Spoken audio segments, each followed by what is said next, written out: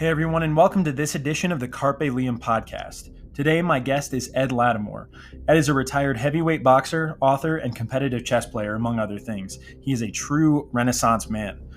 Ed has appeared on The Art of Charm, Farnam Street, The Art of Manliness, and a Google Fireside chat. We talk about how to be more authentic and less emotionally reactive, the approach Ed has taken to learning such a broad set of skills at such a high level, goal setting, gratitude, ambition. This conversation covers a lot. You can expect to come away from listening to this conversation with some powerful new mindsets that can help you achieve more, worry less, and lead a more meaningful life. So, ladies and gentlemen, without further ado, Ed Latimore. Alrighty, Mr. Ed Latimore, how are you today? I'm pretty good, pretty good. I'm enjoying my coffee, and to wake up, I had to run and get some food for the cat because he doesn't eat dry food in the morning.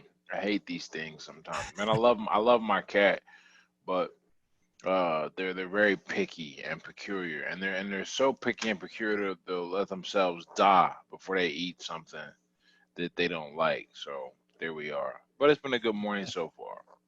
Well, very good, very good. Well, if you wouldn't mind giving the audience some background on yourself, a little bit of information about, where you come from and what you've done in the past.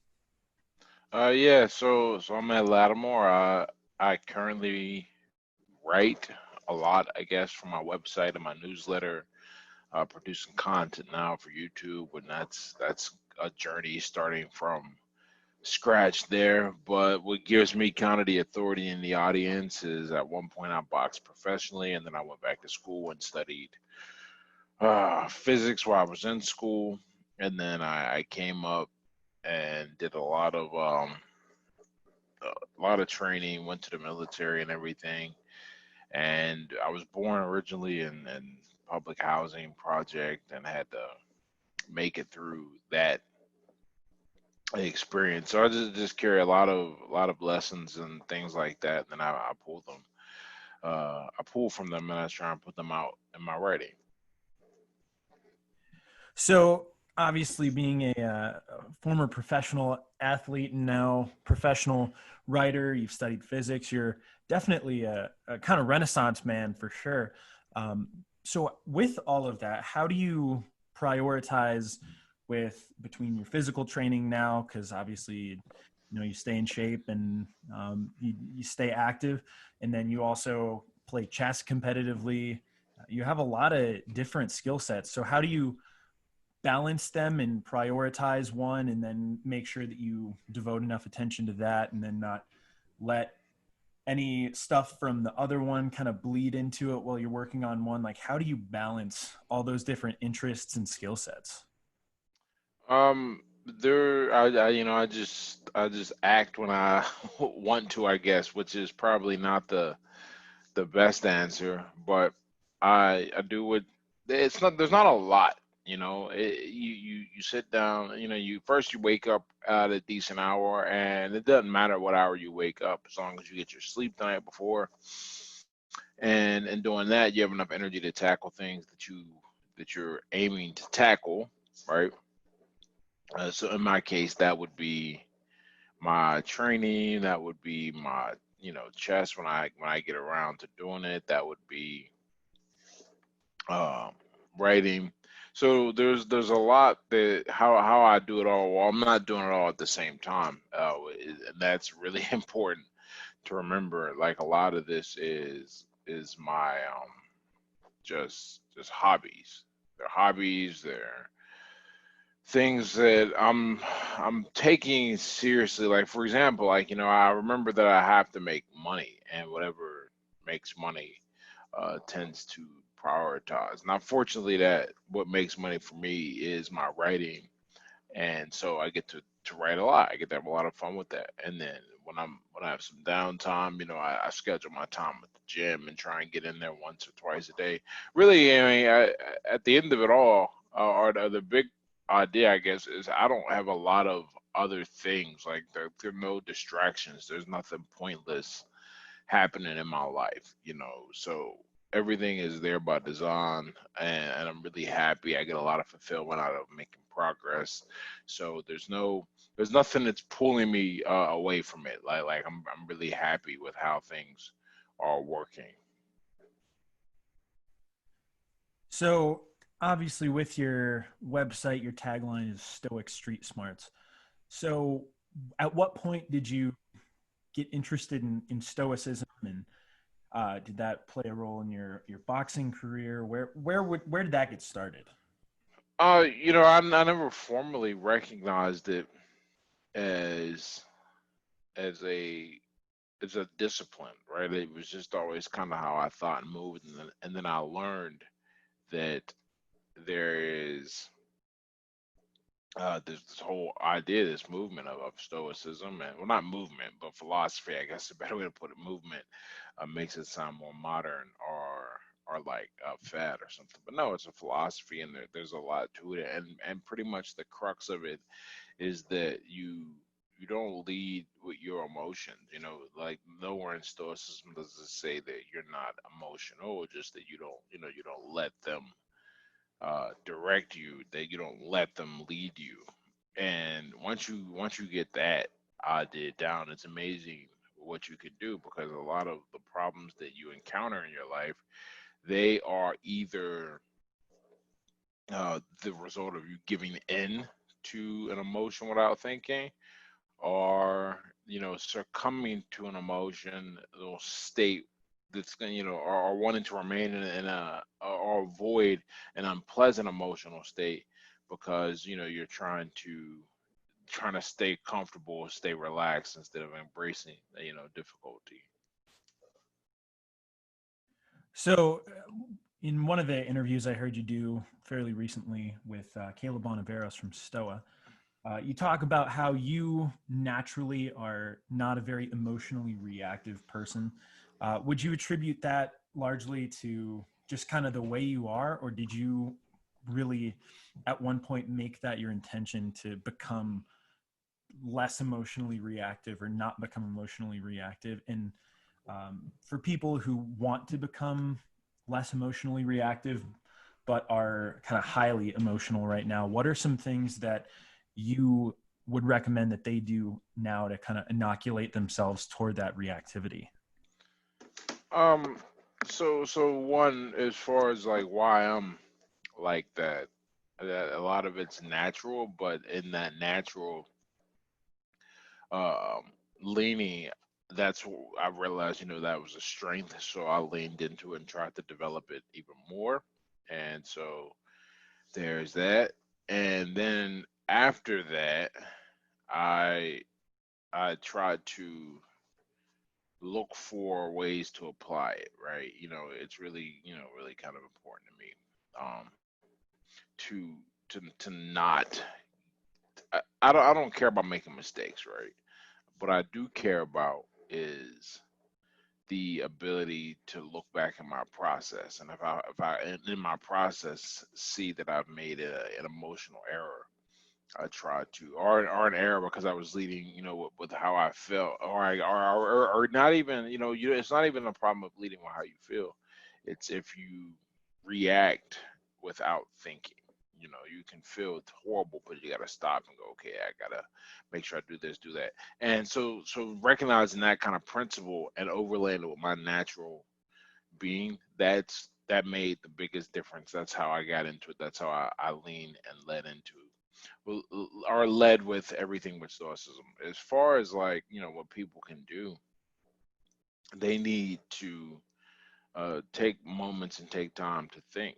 It's not a well, if you can increase the amount of time between stimulus and response, then you generally will do things that will improve your life and avoid doing things that will degrade it. So, with that, I'm curious, do you have any type of meditation practice or anything you use to quiet your mind and Oh, take? now my my meditation is my work. I try to lean into it. You can make anything a meditation. It doesn't have to be the idea of you sitting there in a lotus position in a quiet room with some incense burning or something like that. Like, no, you can make anything a meditation. And I think and with that, the idea is, that you put your brain into a state where it is moving automatically, or you're not paying attention to the noise. You're paying attention to something else, like your breathing, for example. That's what a lot of people use, but in my case, breathing can just be work or output or something like that. And when you remember that, you you can make a lot of different you can make a lot of different things in a meditation, whether it be lifting weights or writing words or even playing chess. Yeah, no, that's doing everything with presence. That's definitely, um, I remember Arnold Schwarzenegger talking about how lifting weights was kind of a meditation for him. So I really like the way you describe your work as being kind of your meditation. So another big thing that you are uh, really an evangelist for, and you even wrote a book about not caring what other people think. And right now we are in a time when we have more avenues to show people about ourselves and more opportunities to display ourselves to other people. And a lot of the time, especially young people now, with kind of the role that social media plays in normal social interactions and the investment they put in that, it makes people really anxious. And obviously you're a great social media personality too. So how would you recommend people balance those two a little bit more, and understand, how to be a great social media presence and be really likable, but without getting so, damaged when people may not perceive us the way we want to be? You have to be comfortable with who you are.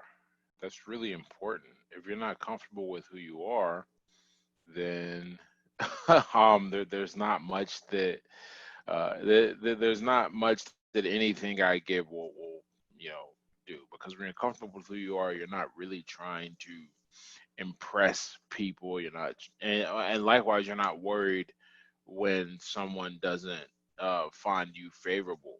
Okay, so when all those things come together, or when that is the core principle that you're working from, okay, I'm happy with me, and all this is going great, uh then you tend to not worry too much about what the outside world is doing, right? It's not going to make a difference to you. And so that's really the easiest way to stop caring what people think, is to really have a set of values that you focus on and you build. Yeah. So, I definitely love that. And I think that's kind of at the heart of Stoicism, the idea of being value driven. So I think that's, really a profound thing that a lot of people can develop today. Uh, so as far as a lot of, in addition to public presence, you talk a lot about how to develop good self-confidence and good communication, and especially personal branding and things like that. So obviously from where you started being an athlete, and that was kind of your thing, to now you're an author, how have you kind of developed and evolved your personal brand, and how have you figured out uh, how to incorporate all of the different things that you're interested in into a consistent personal brand? What was that journey like? What's funny? I never intentionally set out to do like make a personal brand. Certainly not in the way that people think of it. I've always just wanted to document my journey, and I'm really interested um in improving, right?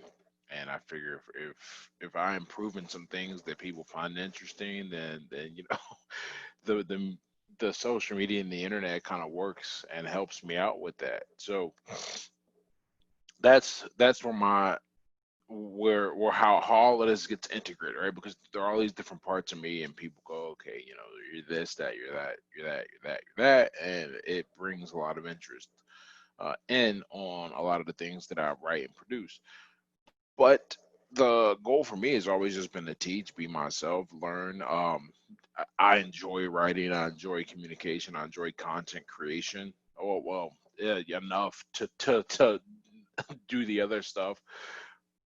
because I don't really like creating content for the sake of creating content. I just, like organizing my thoughts with writing or speaking, and that has a great, effect on my clarity of thought and how I can handle problems that arise in my decision making and all of that.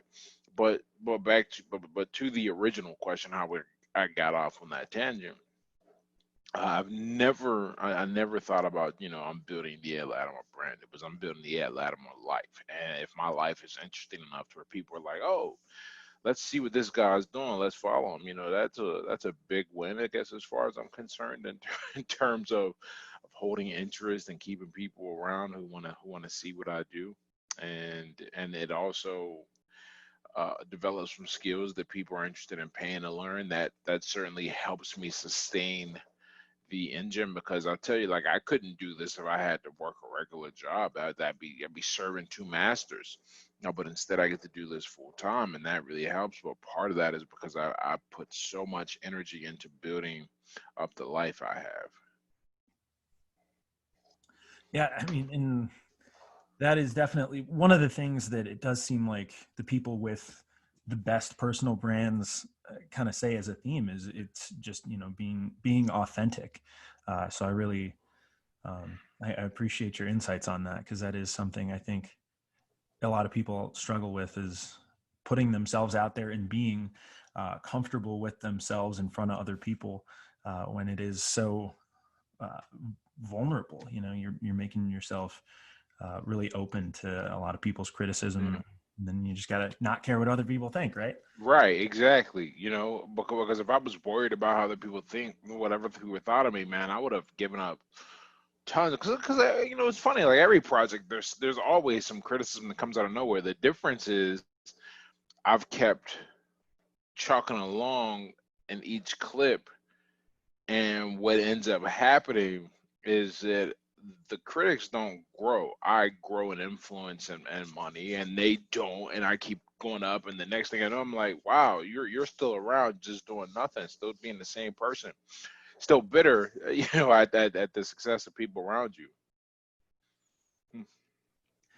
Yeah, it definitely it reminds me a lot of a line from Marcus Aurelius's Meditations about um, you know keeping other people and ourselves in perspective, and remembering how you know we're all um, short. Our time here is short, and we're all one person among many. So might as well keep that in perspective when we're trying to be authentic, and we remember what the place that criticism really holds. So another thing I wanted to ask you about that you seem to talk about a lot that's interesting to me personally, especially in terms of goals and habits. You talk about kind of the two sides of every habit. You talk about breaking a bad habit is just as much about replacing with a good habit as it is breaking the bad habit, or setting a goal is anti-goals, the idea of anti-goals and what you want to really avoid. So for something like an anti-goal, when you go into a project or something and you have that in mind, um, you know, does it kind of end up being the anti-goal that kind of guides you more, and you're less dependent on exactly hitting this one mark as you are just knowing where you kind of don't want to go? Or is it kind of a balance between those two, knowing where you want to go and where you don't want to go? It's so a lot of my changes early on were because I knew where I didn't want to end up, right? Like I had that idea that was clear. I was like, I got to stop doing X, Y, and Z, right? Now, that's really good for preventing your life from becoming terrible, uh, but it's not the best strategy for you to reach to the next level, because the next level requires you to have goals, because once you reach a comfortable middle, it, it's not going to be too bad if you don't do anything more, but you're not really gonna, but you're not gonna drift backwards either. There's nothing for you to run from. There's no real stressor in your life, no real difficulty. So you have to pick you have to look at where you're at and then figure that out. For me, my position was really bad, and I was running from a thing, and then once I got to a certain level of comfort, it's really easy to stagnate. But I didn't let that happen, thank goodness, because uh, I went in, and it's like this became the new kind of, oh goodness, what am I doing? Okay, I don't want this. I want even more. And it helps to have a concept of stress to find your edge, uh, and that helps. So I think that depending on where you are, you want both. You want to have things you're running from, especially if you're in a bad spot.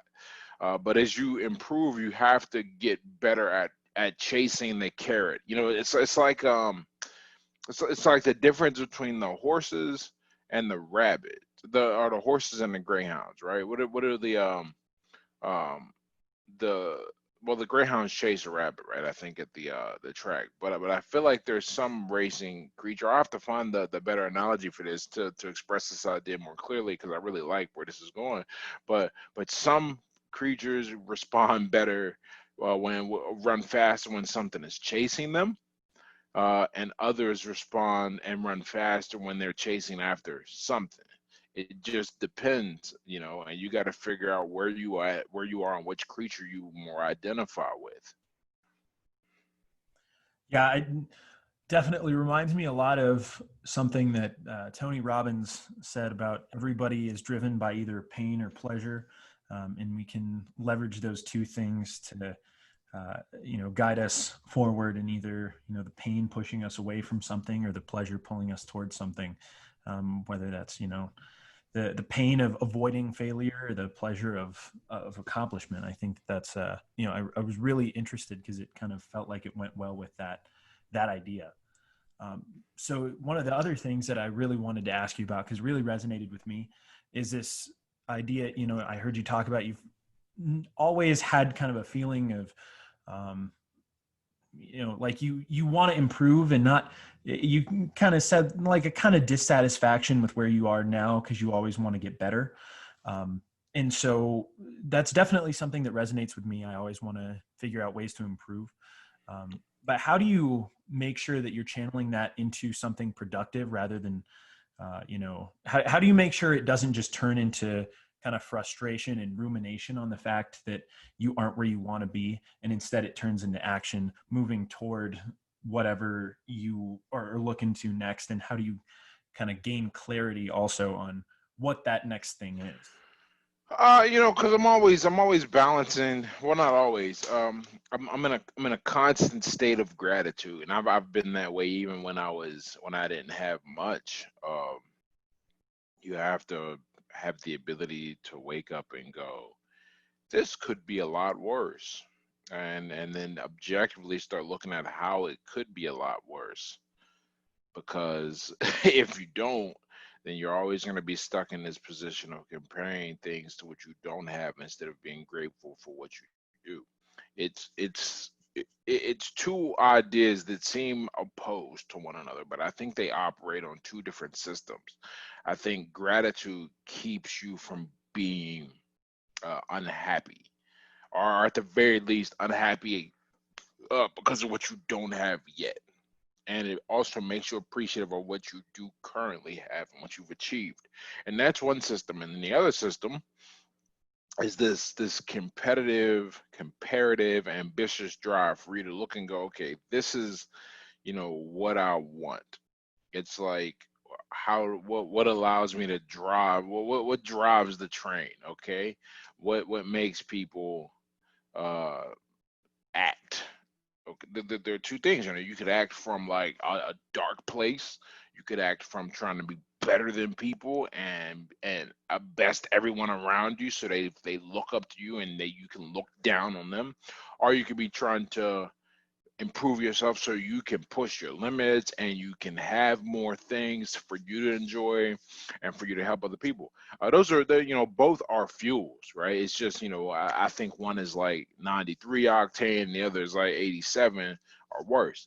It just depends. And whatever you decide to burn is going to make a big difference but I think you gotta have both systems in place. You have to have that kind of buffer system. You got to have your gratitude so you can really appreciate what you do have. And you know, if I die today, I'll be like, oh, great, cool life, okay, and that's the end of that. And then you also have to have that system that's pushing you to get more, so you can be like, oh, great, cool life, but I want to get more out of it. And there's not, I don't think it's one or the other. I think you have to hold both in your mind at the same time. Yeah, that's definitely a powerful balance that I think everybody's constantly learning how to manage, is that gratitude versus desire for improvement and looking to move forward. So I definitely appreciate your insights on that. So obviously also, in addition to being a writer and a speaker and a great content creator, you're obviously also an athlete. And as far as that goes, and having been a professional athlete and been in high intensity situations, and having faced those challenges, how is what you're doing now in terms of your writing? How did being in the ring influence what you're communicating to people today? You know, I don't know how much it influences the writing per se. I mean, there's always going to be the residual kind of background noise just because it's an integral part of my personality. But I think that what happened, what my training did for me above all things is it just gave me a greater insight into what it takes to get better at a thing and relate to people and just overall, you know, uh, how to be a more efficient and effective human. And you learn that with a very powerful negative feedback mechanism in boxing, but you don't get that in but you don't get that in a lot of other things. There's not a very quick feedback to let you go, you did something wrong or you moved incorrectly. When from boxing, I got that, and I tried to apply that standard to my own, writing in life. I'm always looking to polish and improve.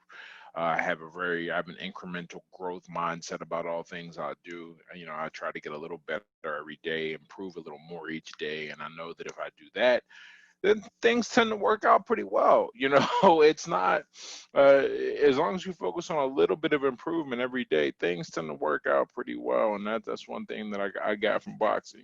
I didn't, I'm better than I was when I started, and that's because I practiced each day. So, I mean, and that brings me beautifully into the next thing that I wanted to talk about, which is learning. One of the major lessons that you talk about, you have received in your life, and the exact quote is, "The most powerful belief that you can have is, given enough time, you can learn anything."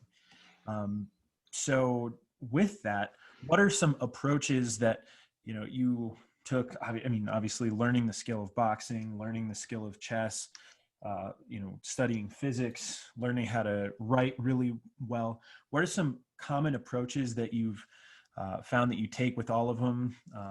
As far as maybe breaking the skills down or focusing on one element of it. Kind of, what are some tactics that you would use when trying to learn this variety of different skills and achieve mastery in all of them? Um, you have to be very honest. Improvement only comes when you're honest with yourself, because you can delude yourself into thinking things are okay. That's what I love about chess. There's an objective rating right there. Boom. Either either you are like good or you're not, and your number will show that. You can't BS that. You can't lie to yourself. Same with boxing. Now it's a little easier to deceive yourself because of record inflation that tends to occur, but for the most part, people can look at anyone who knows the game can look at you and tell if you're good, and you know if you got hurt or not, if you defended a punch, you can, it's pretty objective, and you find out really quickly if you're not as good as you think you are when you decide to step your level up, or if you don't, people tend to call it out because the people are smart and they know. uh they know if you're not really doing well, and writing is interesting because you don't get that. You can delude yourself with having a lot of people come in, but that's where the other skills come from. I know if I am a or rather I don't know.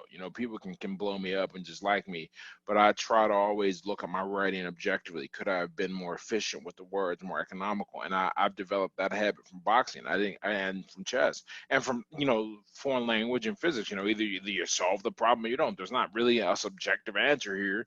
You have to demonstrate what occurred, and that honesty is the only way to get better at anything. Foreign language, if either you understand me and we made progress, or you didn't. There's not really a middle ground. I can't lie to myself about my ability with Spanish. I either know the words or I don't. I either understand what's being said or I don't. I can either communicate or I don't. And so that objectiveness I try to bring into everything, and it's really important because writing, there's not that much objective feedback you get. You get a lot of people who are going to think you're great regardless of what you put down, and you get also people who think you're going to be terrible no matter how good it is, how good the things are. So you have to have that objective thought process, that objective approach. You can continue to improve in writing, and I took that from all of those other objective fields I'm in, and I think that has helped me in everything I do with my writing. So to answer to the specific question, you have to be objective with your assessment, with your self-assessment. Self-assessment is hard, but if you get used to being honest with yourself, you'll make a big improvement. If you don't let yourself lie to yourself. That's awesome. Yeah, I definitely think being able to examine ourselves and where we're at is one of the things that's definitely helped me learn more effectively. And so I really appreciate that idea. So also, how long have you been playing chess? When did you get started with that, and what really got you really into that game? How did you really dive into? I love the game because first of all, I've been playing for a while. I only started really taking it seriously as I got a little more time, and because you're not going to make any money playing chess, so that needs to be a hobby. Even if you approach it with not well, even if you approach it with like not hobby um, enthusiasm, or rather a better way to put it is, you need to treat it like a profession. It's an amateur endeavor no matter how professional you are with it, right, in your approach. So recently I've put a lot of time into it, and what I like about the game is one, that objective feedback. You either are, I can just look at your rating and tell if you're good or not. There's no luck. In fact, in the purest sense of the word, chess is not a game because there is no uncertainty, there is no probability. You just either know the move or don't. There's the ratings only reflect the likelihood of you beating the other person, given all the variances that occur in play. But all the variances are up to you. There's no like weather element. There's no uncertainty element. There's no chance. It's either you know or you don't, right? So that's what really draws me to the game, and then it forces me to refine my thought process, because a good move is a combination, or what makes a good move. It's the optimal move on the board, and we use optimal because you're weighing out a bunch of different factors, and you have to make the right decision. You have to clarify your thinking. You have to decide, okay, there's an attack, but if I take that, if I go and make that attack, how's my position weakened immediately? What's it set me up for long term? Is it easily deflected and I wasted the energy and weakened my position? Is this a good move in general for the plan that I had put together? Do I even have a plan? So there's a lot of ways it forces you to think, and the good players are not even maybe the good. I won't even say the good players. People with a certain mindset they take that and they port it over to other things. I mean, the way I think about my life, it's very similar to the way I think about moves on the chessboard. What does this set me up for? Is the and if it and what are the what is the likelihood of my opponent or the situation being, the rebuffing my attack? What does this do to my defensive position? How does this set me up overall to go into the middle game where it's more of a strategic match for a little advantage, or maybe a big one. So I just like the game because I think it's a wonderful analogy. It's not the most complete analogy and perhaps not the most accurate. I go back and forth on this. What is the best analogy for life? Is it chess, poker, or boxing? I think it is in reality a combination of all three. But if you had to pick one to weight on, which one would you weight the most on? So when you were initially kind of starting to take chess really seriously, what were some of the ways that you really dove into learning the game more deeply? And did you just play a lot of games? Did you look at tactical puzzles? Kind of what was that? So there's a lot to study. Wow, I've been trying to figure this out, and I guess that's why I'm not a chess coach. But a lot of first, you got to see where you're weak. Do you understand? For you, first thing first, don't leave pieces on to be hanging pieces, or they can just be taken without any compensation. And once you stop making stupid moves, we're back to being negativa. Once you eliminate stupid moves, you tend to start to see other things like, okay, where are my pieces best at? What situation calls for the right idea? And this usually involves studying like the basic imbalances and principles in the game and manipulating those. Tactical knowledge is really important, and that just comes from there are tons of ways to study tactics, books, programs. Going over old games is not something that I do. My own games and games of masters to see how they handle positions that I frequently end up in.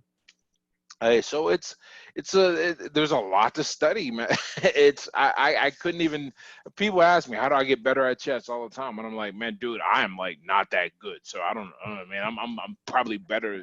Not probably. I mean, I can look at my rating objectively and say I'm better than the average chess player, but like I am far from master strength, and I'm learning and getting better each day.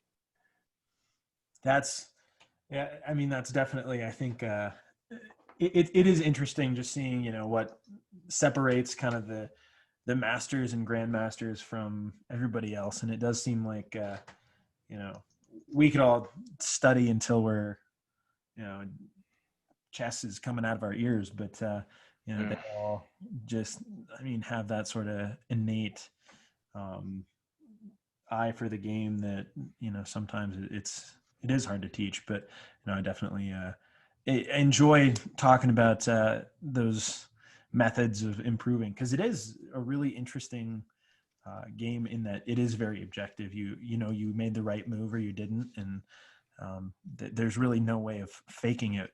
Being a good chess player, you can accidentally, uh, fake your way into some success and some other stuff, but not that game.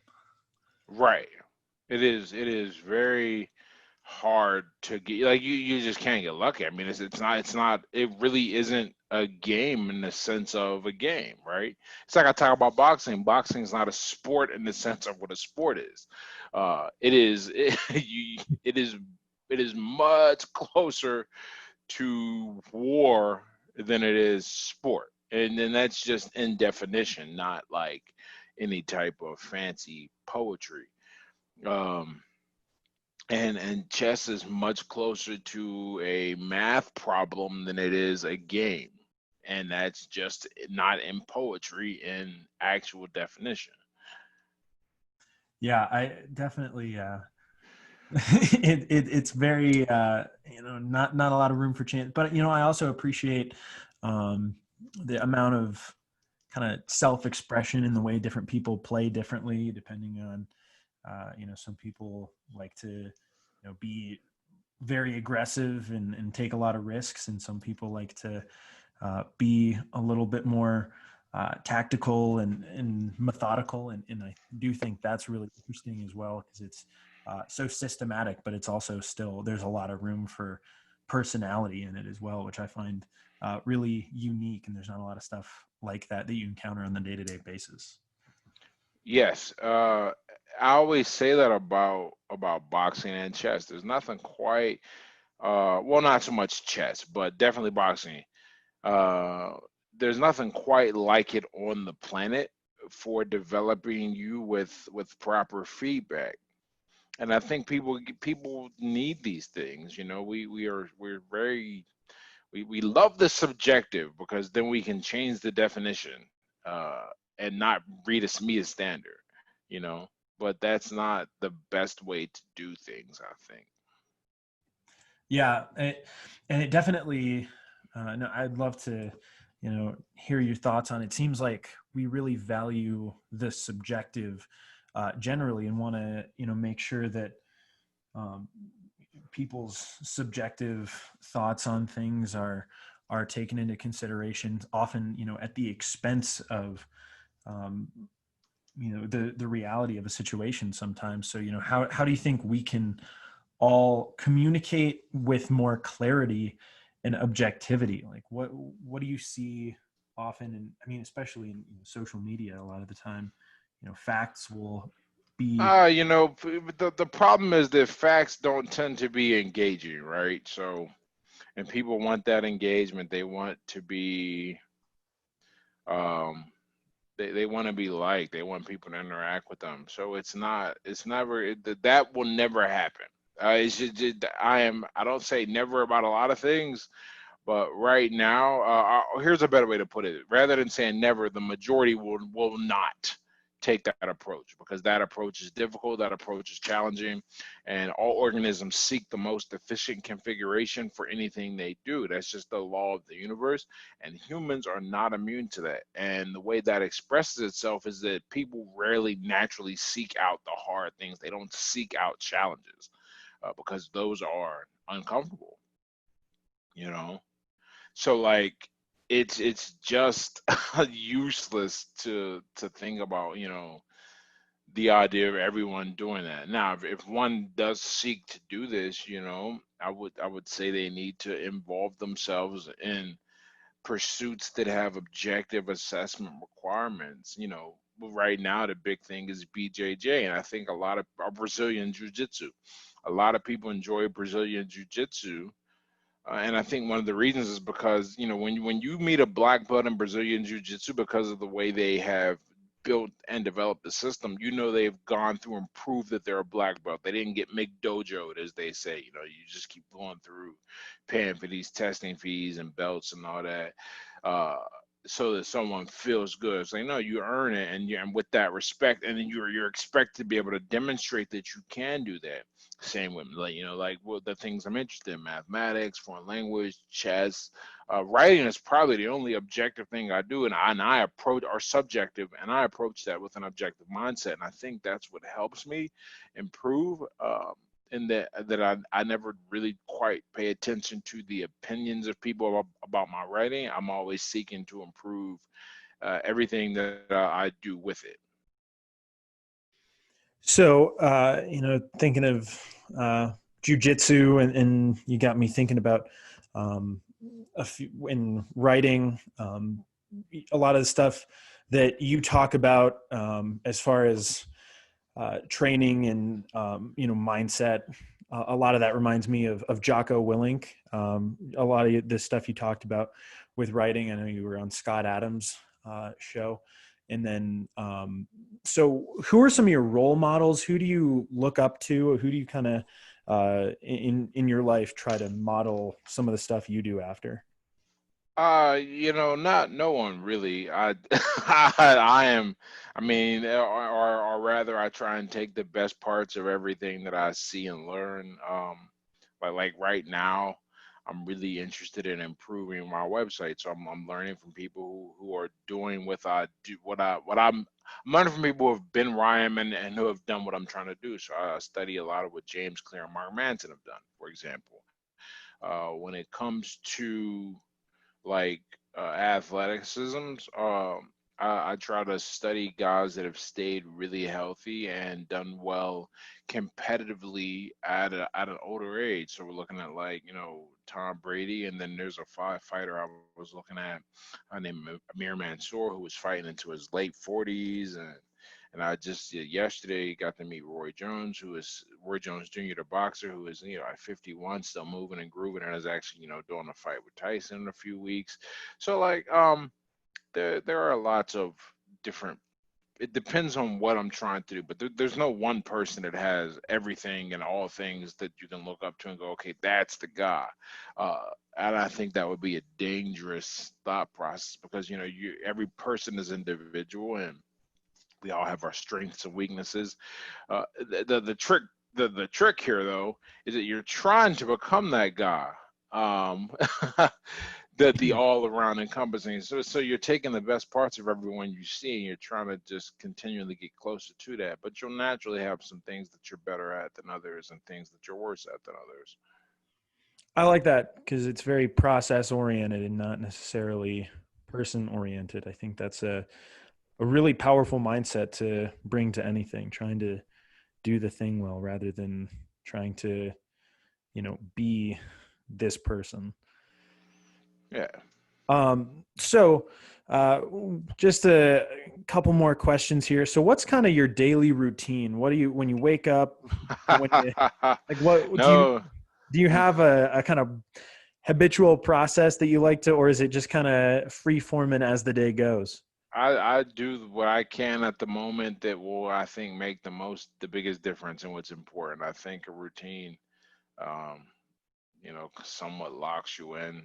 It doesn't give you the flexibility to adapt to the situation in front of you, and that's really important.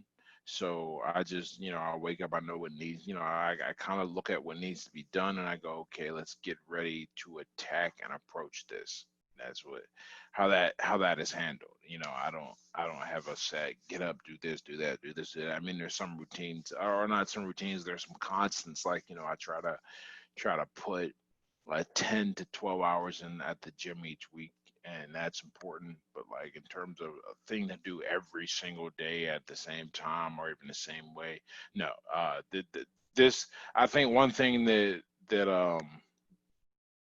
any form of entrepreneurship kind of shows you is that you want to have a plan ish, but you're always going to be adapting to real time. It's just always going to be that way.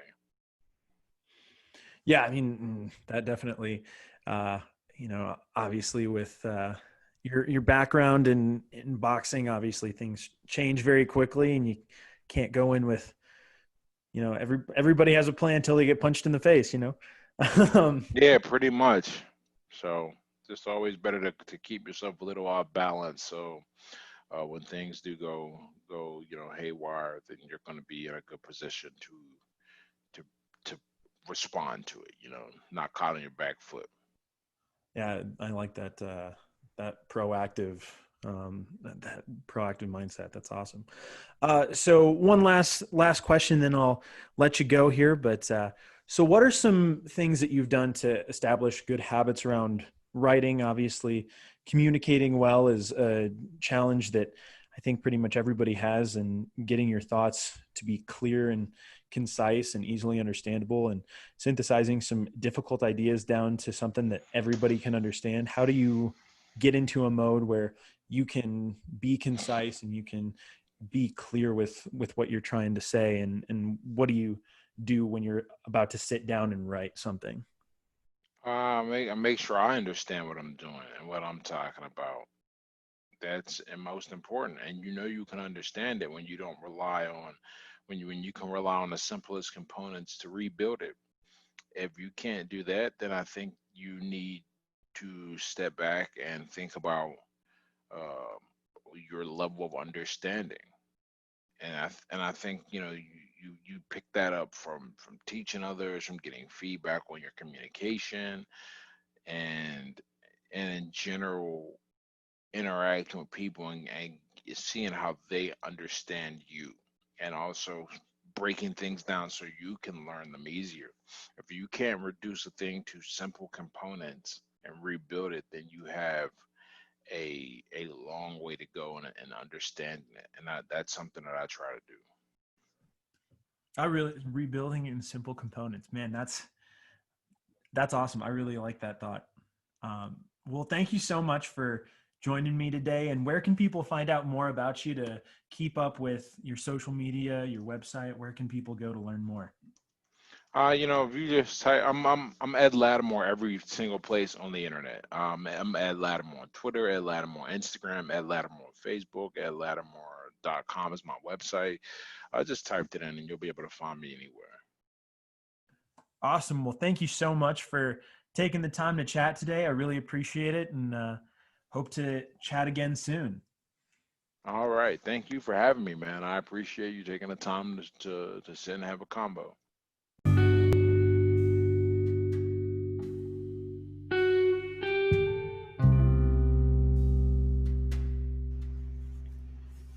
Hey, everybody. Thank you so much for stopping by today. If you enjoyed what you heard, please stop by Spotify or iTunes, wherever you get your podcasts from. Give us a 5-star review. I would love to hear more about what you enjoy, so connect with me on Twitter @LiamDAubry. Thank you all so much, and remember, seize the day.